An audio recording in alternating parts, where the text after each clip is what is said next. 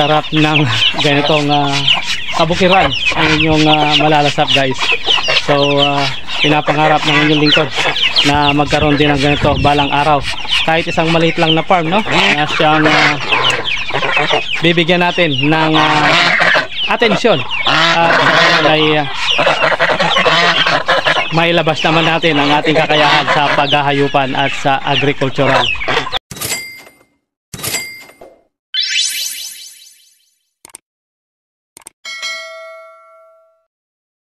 Mga alaga ay sobrang dami at mapamanok, pato, mapagansa at napakalaki ng tandang guys. Tingnan nyo, ayan, jumbo ang mga manok dito at mukhang napakasarap guys kung maninirahan sa lugar na to.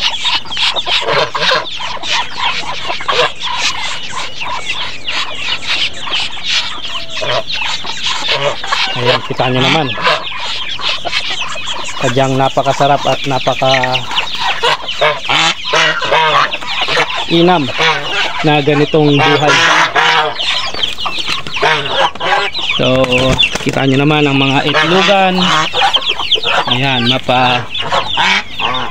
yan, merong itlog there. Dito wala, dito wala din.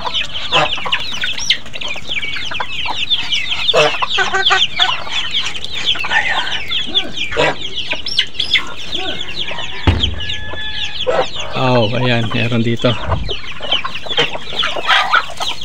Nagiitlog siya guys, naglilimlim. Napakaganda ng paligid guys at kadyang nakakaaliw sa mga alaga.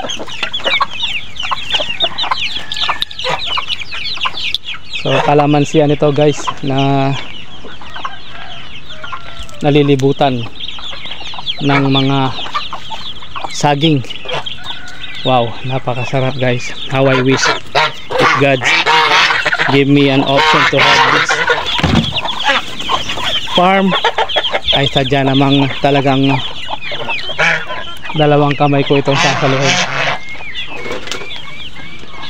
Napakaganda ng paligid guys at matutuwa ka. So kita mo naman, palibot ng mga kalamansian at mga sagingan, mga prutas. Napakaganda ng lugar na ito, napakaganda ng farm na ito, huh? Yan ang pamilya ng mga gansa na nanginginom sa balde ng tubig. Wow,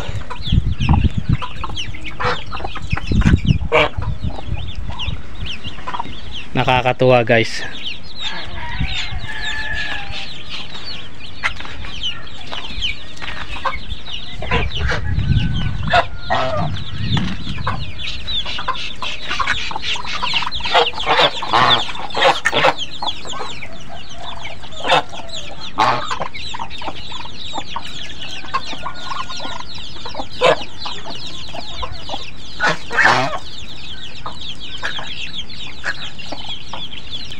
Wow, tanti naman ang paligid ay sadyang nakaka-amaze nito ba.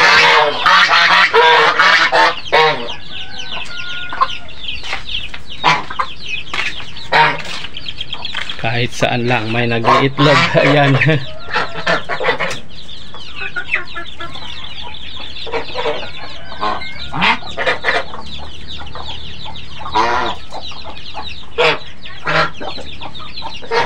Nakakatuwa lang, no?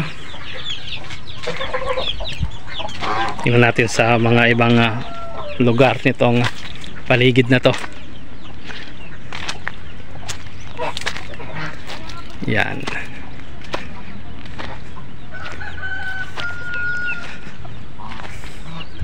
So medyo mainit nga lang pero ang sarap manirahan sa mga lugar na ito.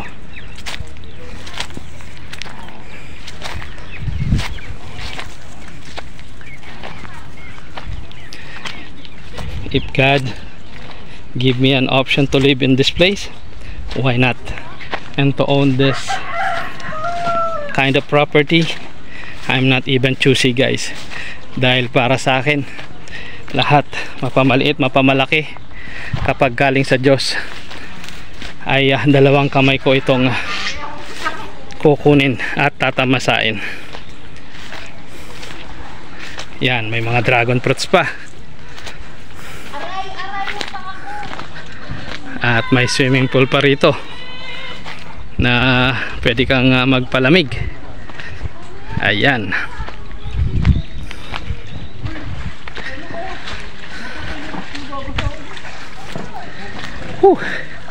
Napakaganda ng paligid na ito guys, lalo na't pwede kang mag-relax sa gitna ng init. Ayan, may mini swimming pool sila guys.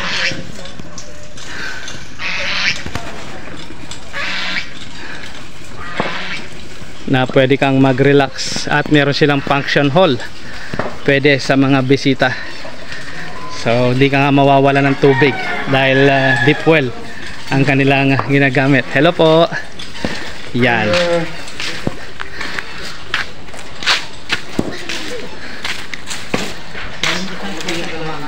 So napakaganda nga ng paligid dito guys, no?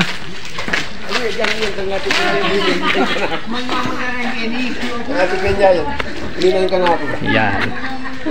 So kita nyo naman, no? Pwede kang mag-relax up. Napakaliit lang na swimming pool na ito. Hindi na kayo. Ang kagandahan ng swimming pool na ito,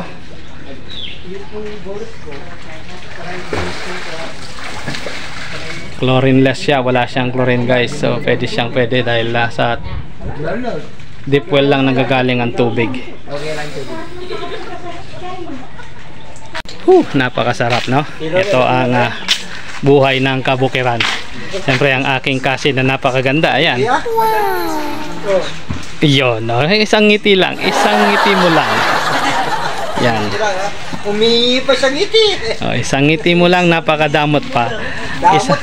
Isang sulyap ayaw pang ibigay. Siyempre ang aking nag-iisang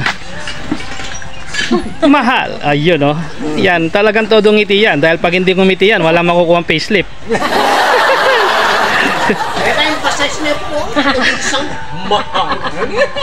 Ang aking mahal. So sarap ng buhay dito sa bukid guys. How I wish to have this one someday. So if God's permitted, why not, diba? Kung hanap ninyo mangga, langka, blackberries, bayabas, marami po dito. Ayan. Meron yung nagyan. Sabi ka nila, so ito ang buhay sa kabukiran. So nawa guys ay nag-enjoy kayo sa aking mumunting vlog. Ito ang inyong lingkod, Be Finest World. Always choose to be happy and be courteous to others, and let the Lord God Almighty be the center of our lives. Bye for now and God bless. Bagyo tayo. Ano? Bagyo